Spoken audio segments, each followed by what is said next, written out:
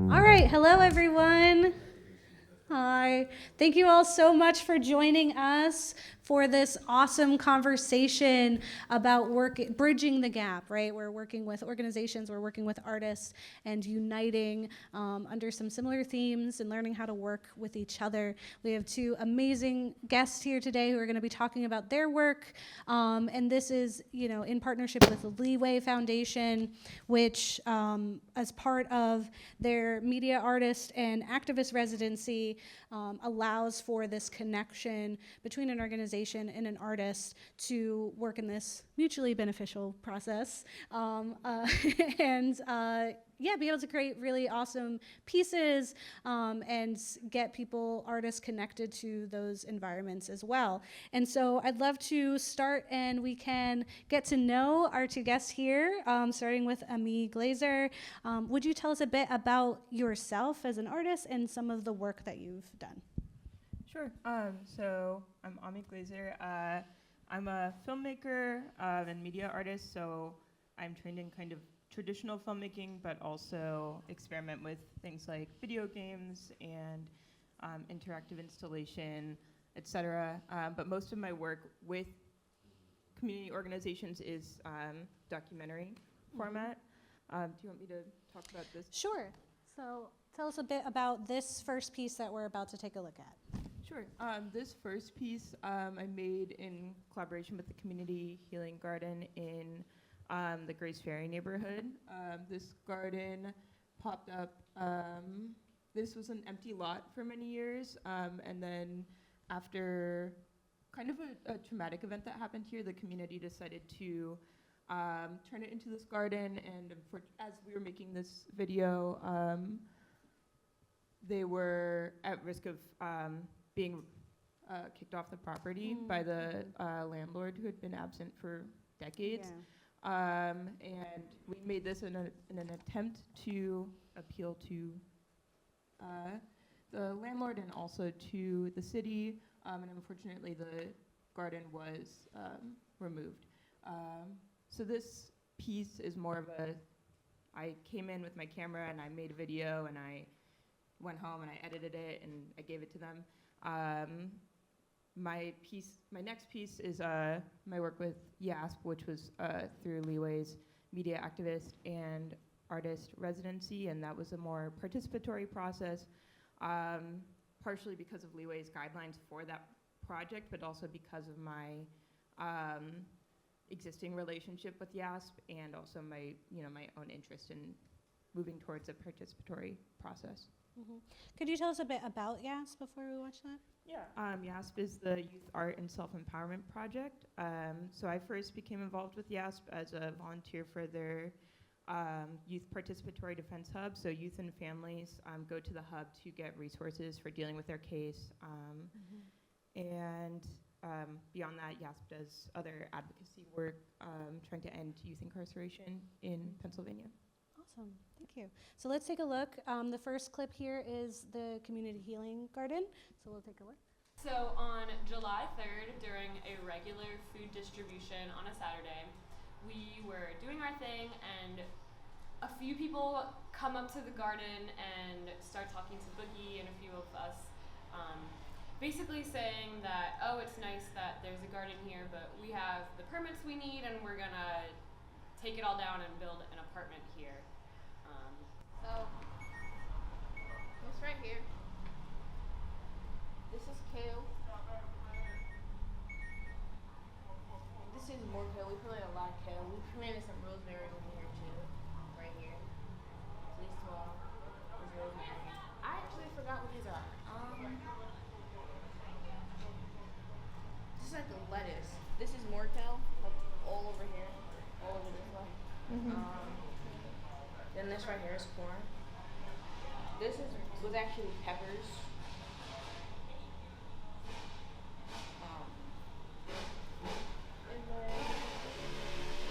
And then these are roses that die down and then they come back. This is a pear tree right here. It was planted last year. Hey, how are you?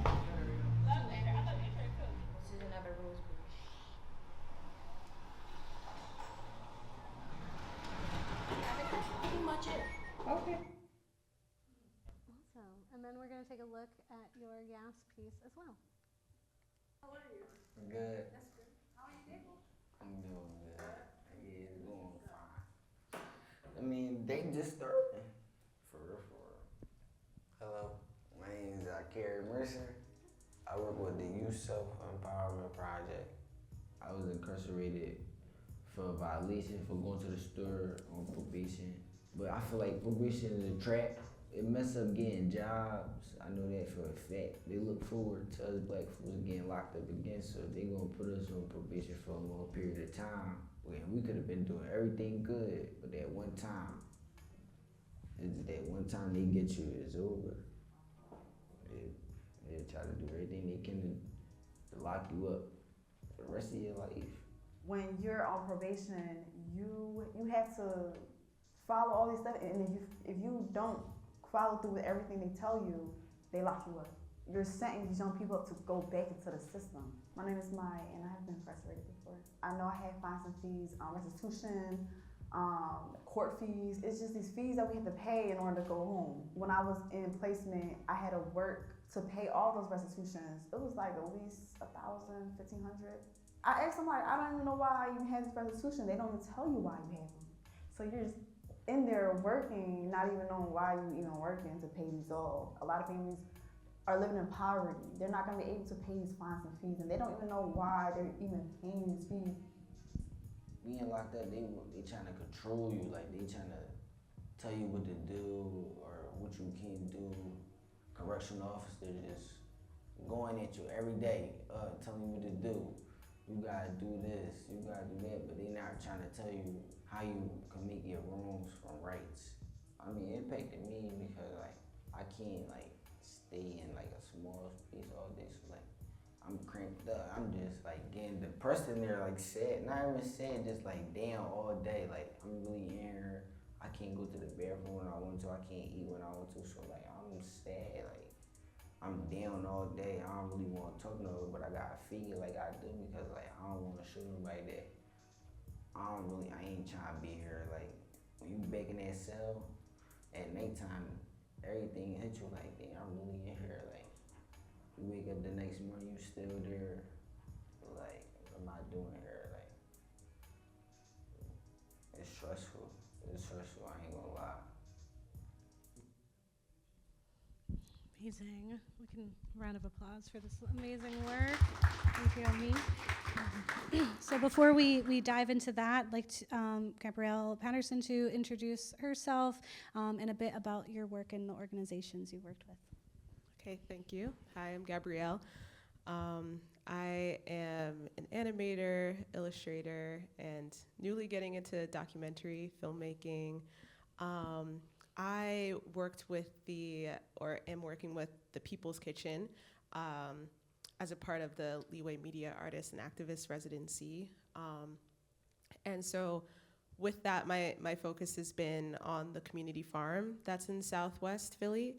The community farm's now kind of like breaking off from the People's Kitchen, so I'm sure we'll probably talk about that in like later discussion.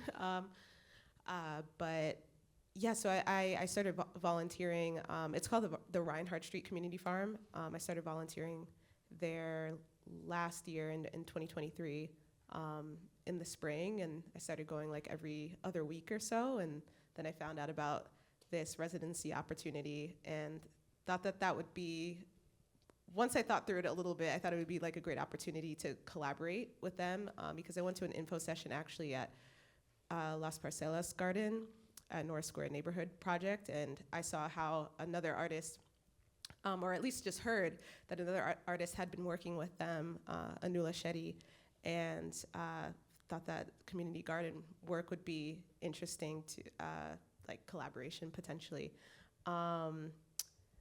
Is there anything that I should Do you want introduce to right now? Yeah, prep us on what this piece is that we're gonna watch. A little teaser of what it is. Yeah, so I guess I have two different things. Maybe I'll show two different things as well. And I wish there was like more time for more context, but I started working in 2022 with a video production cooperative called Bonfire Media Collective.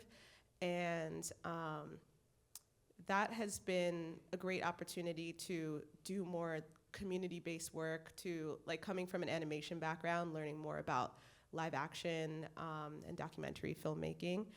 And with that, we got to, I think maybe I'll show the trailer for a film that we worked on last year called I Can't Breathe, the Toxic Prisons Campaign's Fight for Environmental Justice. And it's about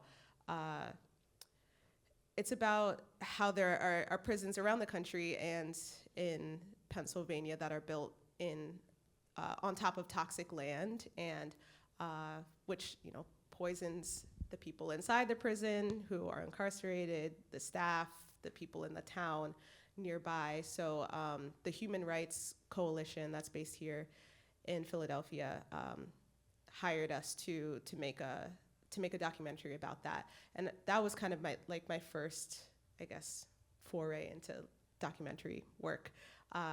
So yeah, maybe we can show that, and then I can preface the other clip. Yes, there's just one clip? Okay, yeah. So if we're just showing one clip, then I'll just talk about the Leeway project then. So there's a clip of, you'll see Tomasa, who is, she is a neighbor on Reinhardt Street at the community farm. And she's basically walking us through different plants and how they grow, her just using her knowledge from her background growing up in Mexico and working on her family's land. And just sharing some of her knowledge and also giving context as to how she came to know how to garden and how to farm. Some people will say they're prisoners. We've thrown them out of society. Can we pause for a second? Let them die. Okay, so this is the trailer. Yeah, this is the trailer one. Oh, I had three different ones. Yeah, but we can show this right now. We'll get to those other ones, but we'll do the trailer for right now. Some people will say they're prisoners. We've thrown them out of society. Let them die. What's the response? This is the violence of institutions. All prisons are toxic, but there's some of them that are more toxic than others. The breaking of a man's spirit. A lot more people are getting sick and dying in Pennsylvania prisons. By denying him the chance to stand as a man amongst other men. The prison Fayette, there's something toxic going on inside of it. A lot of them don't even know that these things is going on. That's not good. That's not good. I was in a state correctional institute in LaBelle called SCI Fayette. It's surrounded by over 40 million tons of waste. SCI Fayette is built on coal ash. People can't even breathe. Many people who get very sick, they get sick quickly. It might start out now, you realize you got asthma. When inmates would wash their clothes, it came back with this awful smell. The dogs were being given bottled water and the guards were being given bottled water. But the men in prison were still drinking that polluted water.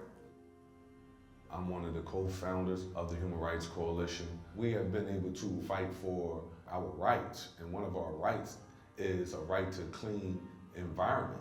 When I met people and they became part of the Human Rights Coalition, we were like family. People who have loved ones in there, we're fighting. But even legislation, it takes a very, very long time just to make one little change. It's a lot of people incarcerated to the point where this done became a business. We can't say we're a country that's moving forward, but this is still in the backyard. They had told us, we're not going to change. It's organizations like you guys that have to make us change. I mean, anybody with any type of common sense can see what's going on here and know that it needs to change.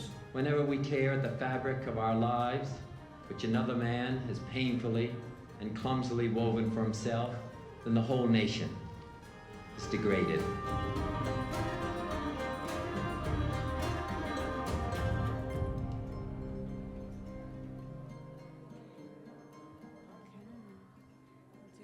Applause for that. And then all right, and then I'll just say while we're talking, I'll see if I can get PhillyCAM staff folk to come out and try to find that lost video so we can play it at least before we break out. But let's have the conversation while we're here, because I would love to see the community garden work too, to kind of show specifically that bridging of the the gap, right? But yeah, so to start, I think this pairing of an organization or community group with an artist is such a unique collaboration, and with that you have to, kind of juggle what their vision is, what their needs are, with your own artistic vision. So could you talk a bit about how you navigate bringing in your vision and in your art style, and also like fulfill the needs of the organization that you're working with? Yeah, I can start. When I started, when Sarah from YASP and I got together to apply for the Leeway residency, I came with my own ideas, and they were receptive to that. But they also said, YASP was part of the Care Not Control Coalition, and they had already had this commitment to Care Not Control to make a certain kind of video series. It was a little different than what I had envisioned, and so my priority was to do what made the most sense for the organization. My original plan was to kind of shoot over 1 week, and then do a series of trainings with the youth organizers at YASP, and then shoot over 1 week, and then edit the videos from there. And they suggested doing one shoot a month, and then making the video, and then the youth organizers could see the end product, and that could inform the next video, et cetera. And so we did go with that approach. And I think in a way that was useful, but it was also, it made it a lot more complicated for me. So there was definitely maybe like a gut feeling that I had of like what made the most sense from a filmmaking perspective. So it turned a 1-year project into 2 years, but I also really I love working with YASP, so I didn't mind that necessarily. Yeah, I don't know. Yeah, no, that's super interesting in thinking of that too. Like, you're bringing in like industry knowledge, and you're like, this is a great idea, but just understanding like the work and the effort that's going to come into that. And I think like rising to the needs of the organization, and figuring out how to make that work. And if that means more time, it means more time, is really important in like navigating that. So that's awesome. Gabrielle? Yes. Oh, okay.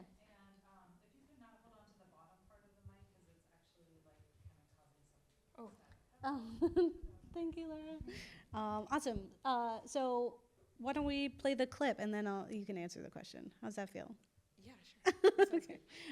Excellent. So we'll play the clip, and this is for the community garden, that interview that Gabrielle told us about. Este es el girasol, está muy grande, pero ya tiene semilla, pero todavía está tierna. Tiene que uno mirar para que pueda estar negrita y ahí sí la puedes cosechar. Para checar el maíz, usualmente en los pueblos se abre un poquito. Si todavía no está bien, entonces volvemos a dejar y a cubrir para que pueda seguir madurando. Nosotros éramos de una familia muy numerosa, éramos 10 hermanos, que eran 5 mujeres y 5 hombres, y los hombres se dedicaban al campo y las mujeres se dedicaban a la casa. Aprendí de las plantas porque como trabajábamos en el campo y mis hermanos habían cruzado la frontera para Estados Unidos, entonces solo nos habíamos quedado puras mujeres y mi papá. Entonces, como mi papá sufría de diabetes, nosotros nos tocaba como mujeres ser la parte del hombre. Entonces teníamos que ir al campo, regar la cosecha, teníamos que usar el arado para ir a hacer el surco, teníamos que enseñarnos a manejar a los animales para que nos pudieran ayudar a hacer el trabajo duro del campo. Uy, pápalo. Vamos a cosechar pápalo para nuestra ensalada, pero este es pápalo mexicano. Yo me gustaba comerlo en las semitas poblanas, que lleva milanesa, lleva quesillo, lleva salsa y mucho pápalo. Y también me recordaba cuando iba al cerro a cosechar este pápalo. El pápalo de cerro es más oloroso y tiene más sabor. Mi papá decía que si consumías las verduras y los vegetales sucios no había problema porque te ayudaban a reforzar tu sistema inmunológico. ¿Sería verdad o mito? No lo sé. Awesome. Yes. Okay. So, yeah, question on to you. Yeah, so I also will say with this clip, I'm still working on this documentary piece, and like this is just one clip of a larger piece, but it's going to take some more time to finish. So hoping by early 2025, spring 2025, it will be complete. And so as far as like collaborating with the organization and having like kind of melding visions together. Yeah, I guess like originally when coming up with the proposal for the application, that was me and Ben Miller, formerly of the People's Kitchen, and he is like the person who has created this community farm, or who originally came up with the idea, and so Ben and I work really closely. Things have kind of slowed down a bit now that we're not in like the main growing season anymore. But it's, as far as the original like vision of, at least for the film component of it, I think it's evolved over time, in that I guess my original vision for this, and I still want it to be, is like more of a mixed media piece, where if you saw there was a small clip of animation in there, I definitely want there to be more animation that comes up throughout the film, and I also would love to like collaborate with other motion designer animator friends to help really make this come together. But I kind of just started it, started it, and then saw where things went. I didn't really have like an exact like production plan. I was just trying to find, like, throughout the spring and summer, as I was getting to know different neighbors and getting to know, just getting to know the community and becoming more of like a regular face there, and like doing some workshops and different things, being able to find the people who would be the most interested in telling and sharing their stories. So Tommaso is one of those people. Tommaso is one of those people who's like always around, and there's another person, Patrick, who is featured in the doc, and then Nado, who is one of the community leaders in the Karen community. That's based in South Philly, but they've been farming in Southwest at this community farm. So yeah, I'm gonna stop rambling though. No, I think it's great, and it really leads into my next question, right, where you both have spent a lot of time with these communities, with this organization, and there's some delicacy in that, like you're coming in and coming to capture these stories and address certain issues, and so could you talk about that process of like coming in and melding yourself into these communities, and how you maintain those relationships throughout? Sure. Because I had like started volunteering the previous year and had time to get to know Ben more and to get to know like other people involved in the farm, it didn't feel like I was kind of coming in out of nowhere or like having no context of the place, but still I didn't really know any of the neighbors that much. I think I'd probably met Tommaso the previous year and like some other people who I see every now and then, but this year was, yeah, I wasn't starting from zero, but I was starting from very little base of like really knowing the community. And so, yeah, I think like exercising patience was important. And even though I had an idea of what I wanted to do, but I knew that it was just going to take time to, I couldn't rush like the scheduling of like, okay, we need to do an interview shoot now. It's like, I don't really know you as a person yet. Like I need to take time to just get to know people more and be able to have more of those conversations. So I feel like the last person that I interviewed was who was like one of the three main people, because there's also like other community members who I've done like shorter interviews with, and Ben will also be featured in the doc as well. But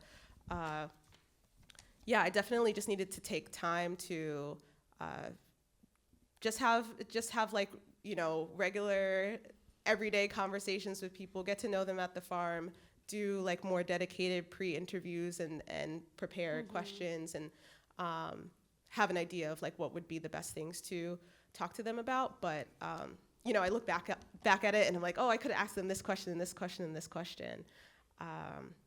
Yeah, so I think it's been an organic process over time, and just like the more that you show up and the more that you do things in the space, people get to know you, and it's really nice when they're happy about the different programming that we're doing, and also getting to see themselves either on screen or, you know, getting to see other neighbors or loved ones on screen. Yeah, I think that idea of like, you almost don't even know what the stories are yet, right? And so getting to know them and kind of letting them know that like what your intentions are and that you're a safe place to kind of talk about those things can really open up that door, as opposed to just like coming in and being like, answer this question, tell me about your life right now. Yeah. Instead, it's just like, let's have a conversation and get to know each other.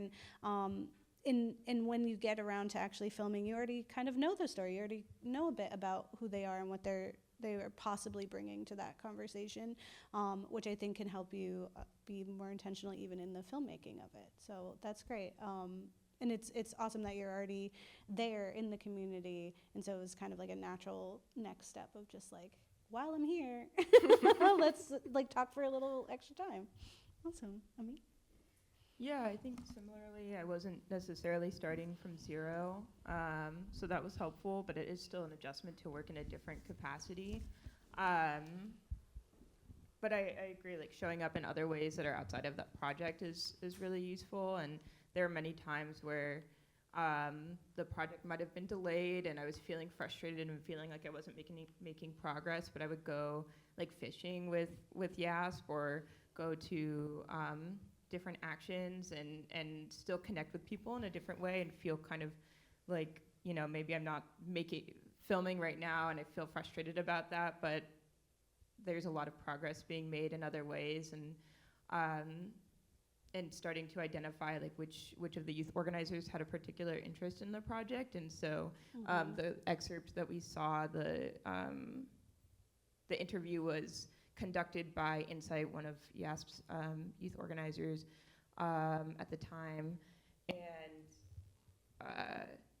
being able to like place my confidence in her to do that, and then see the kind of what she was able to kind of get, because she's also coming from a place of being able to understand the subject's experience differently than me. So that was out of just knowing people over a long period of time. Yeah, I think that's like a piece of the work that can often get like overlooked, that you are moving forward, you are doing work, even if you're just there and you're building those connections and you're getting to know people and learning, you know, more that you would do in a more organic setting than if you like have a record on, you have the red light, and then everyone's brains change and they forget the words that they're going to say, and instead they can look at you and they're talking to someone they know and that they trust. And that, speaking on that, right, as you're sharing this work with people who are involved,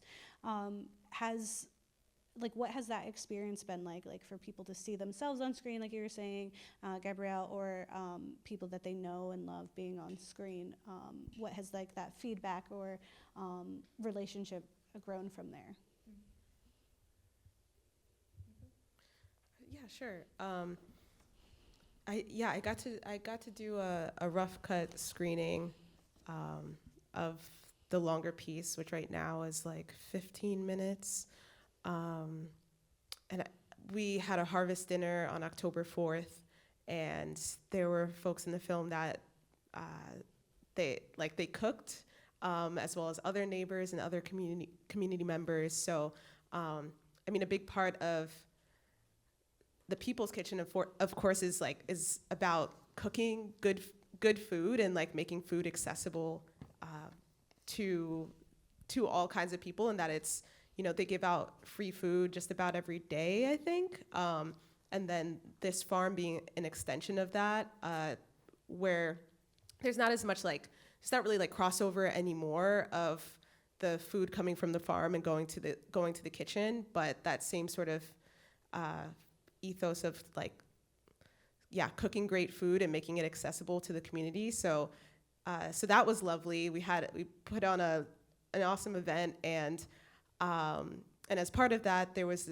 the screening of the rough cut of the film, and it went super well. And Patrick, who you haven't gotten to see yet, but his family was there.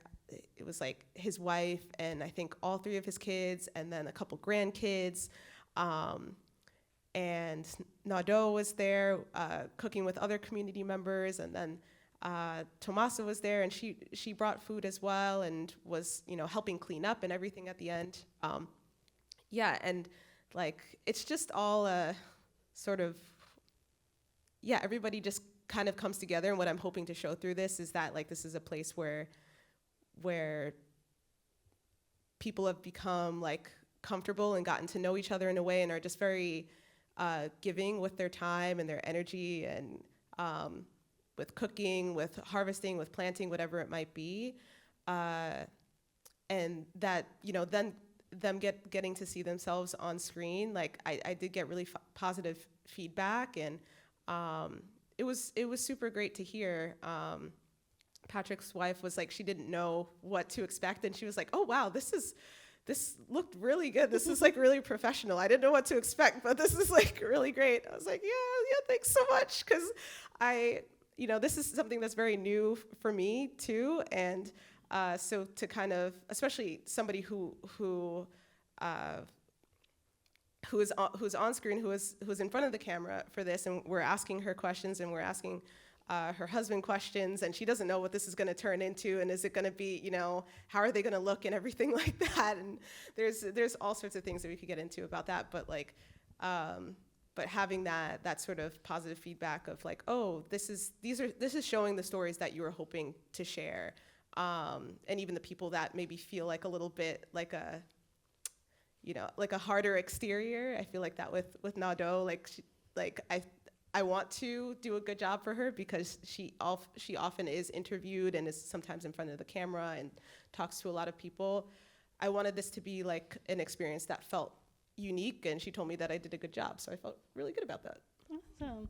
Yeah, I think that sounds wonderful, this idea of you're actively doing what we're seeing on screen, coming together as a community and partaking in the food that everyone's contributing to, and then you're seeing it represented on screen. And I think there's also that level of they're used to seeing you as a community member, and so then to switch focus of oh right, and you're a media creator, you're an artist, and so to respect that and understand that art form as well, it must be really exciting for folks to see.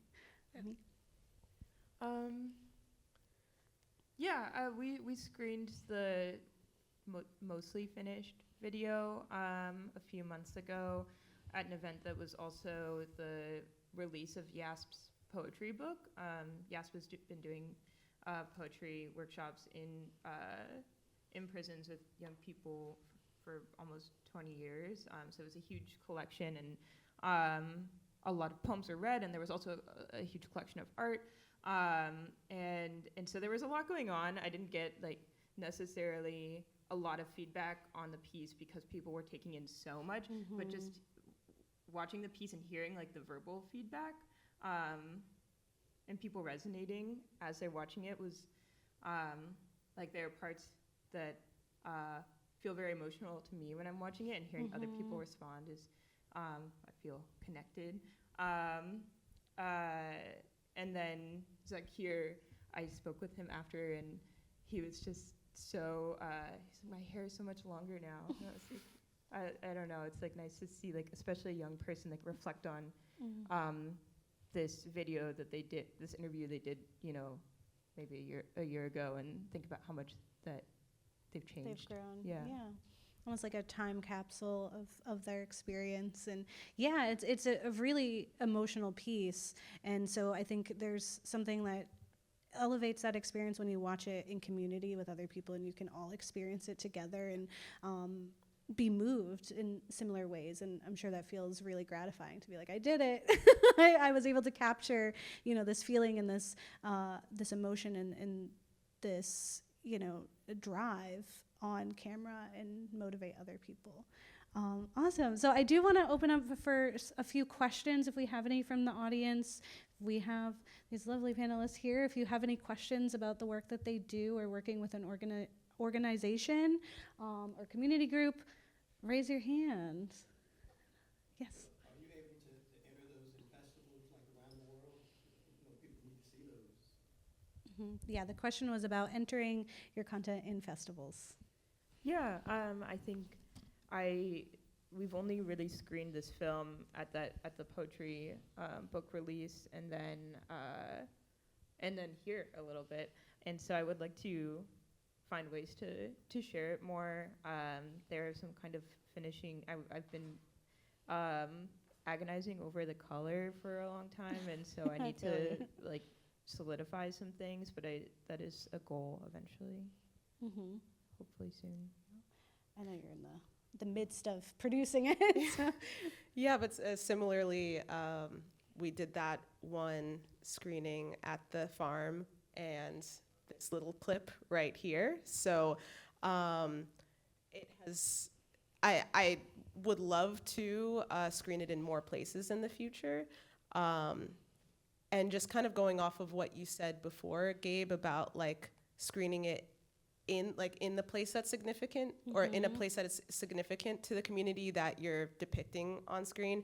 I do feel like that was really important for people to be there in the space, and they're literally like, they're sitting on the ground like right next to some garden beds, and there's chickens running around, and there's like, you know, there's cats and there's random critters all over the place, and they're meeting the people that they're seeing on the screen, and they're eating food that was created by them. And I think all of that was like a really nice holistic experience for folks. So that's something that I would love to do again, and I realize like how important that is. So with festivals, it's like kind of the farther away that you get from the location where it was created, it's like there's more of like a disconnect, but of course the stories can still resonate. But that's something that I want to think about, of like, you know, what festivals does it make sense to submit to apply to, like, and you know how, some people will push you to be like, you know, it's like put it into any festival, or like apply to anything and just see what happens. But it's also kind of like it's a very particular story that feels special to hear, so to this location. So that's something I just want to think about more and talk to more people about. Yeah, I think the idea of distribution and strategic distribution, right? When we think of like impact producing, like where will this piece make the greatest impact? Like who is it going to affect the most, and who do we want it to affect, right? So there's, you know, you can send it all to all these different festivals, and some might take it, and then, you know, some of those, the audiences might be moved by it. But then there's this strategy that we can implement too. If you're thinking like, it's not just your community garden, right? Maybe there's other community gardens that haven't been asking those same questions or haven't been sitting there and thinking about that when they're in that moment. And so it's like, are there other community gardens that you can be screening at, right? Are there other like youth events or other conversations that are being had about the incarceration system that we can be talking about and screening that? And so I think like schools and libraries and in the community, it could be really strategic in addition to film festivals, right? It's not just how many eyes are getting on it, it's whose eyes are gonna get the most out of that. So I love that question, thank you. Other questions? I think we could take like maybe one more before we open up for some networking. Where do you see yourself, or where do you want to be, say, 4 years from now?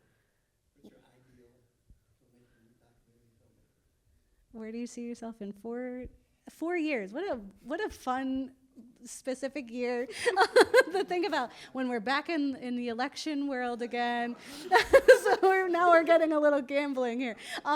In the ideal 4 years. Where do you all see yourself in your work? Where would you like to move forward with your work? I think it's a good question.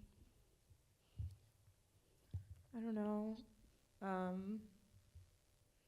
I'm really lucky now to have a job where I do, where I make videos full time, which is pretty recent. For a long time I was doing this while I was working in like restaurants and at the Apple store. And so I'm just happy with where I am right now. Yeah, that's great. Gratitude.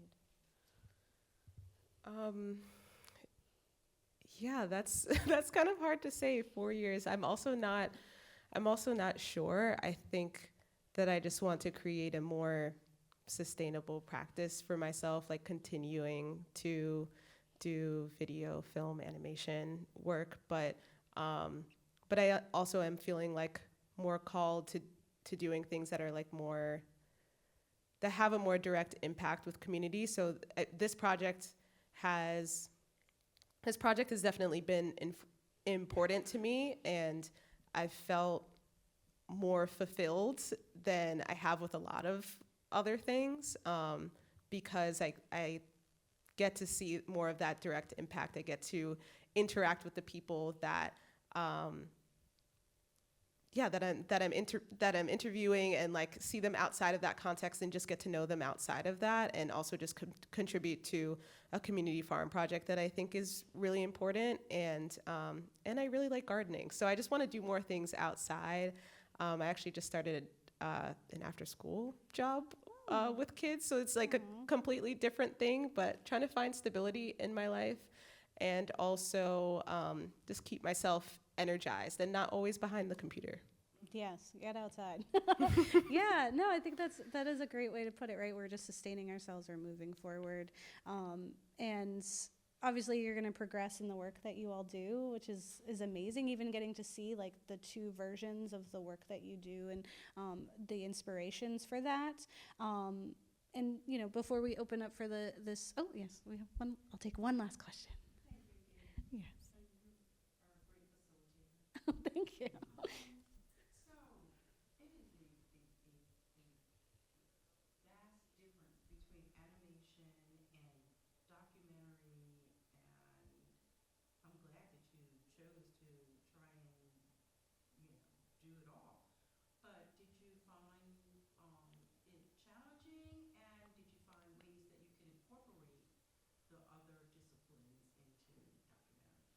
Excellent. The question was about the different disciplines that you're working with, documentary animation, and how you approach that, and if there was any difficulties.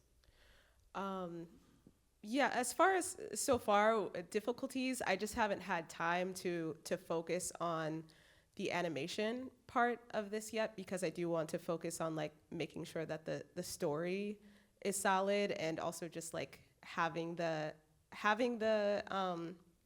the interviews and the content for the full piece. But with that in mind, I do realize that I took more of like, as far as the approach with doing this, I could have approached it very differently, where maybe I only had I had fewer clips of the participants on video, and I really relied on the animation.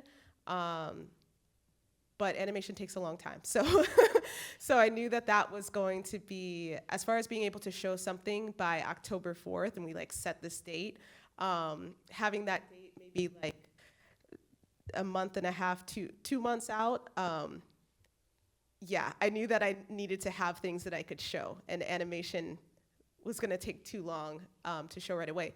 However, kind of going off the 4-year plan thing, I mean, I would love to work on more animated documentary pieces. I'd love to like work on a feature-length animated documentary film at some point. Just throwing that out there as like a goal. So yeah, I don't see it necessarily being something that is in conflict, but they can be like very different disciplines, and they take, there's overlapping skill sets, but then there's completely different things that you need to learn. So that is something that I'm trying to figure out. So thanks for the question. Yeah. Me, as someone who also juggles a lot of different art mediums, do you want to speak on that a little bit? Oh, You don't have to. No, excellent. That's totally fine. Yeah, I think it is such an interesting thing, right? It takes different time. It's like working your brain in different ways. How are we telling this story? But we're putting little pieces of like your artistic vision in there. But yeah, taking more time makes a lot of sense. Excellent. So before we move into, since we are in this space and we can connect with one another, I do want to just say thank you to both of you for sharing your experiences and for the work that you've done with these organizations and just like the work that you do, period, and for taking the time to chat with us. Where could people learn more about you or follow the progress of these pieces?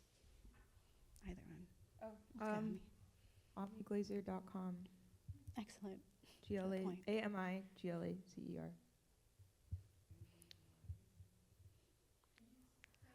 Yeah, AMIGLAZER. It's a little, it's not super up to date, but there's some stuff on there. Awesome. And for me, gabanimates.com, GABANIMATES.com. And on Instagram, I'm gab.animates. Yeah. Awesome. Yeah, so definitely check it out. And thank you all so much for attending this. And for folks watching, I hope you learned something. And check out leeway.org as well to learn more about the artist residency program and see some other projects that were worked on there. Thank you. Okay. Awesome.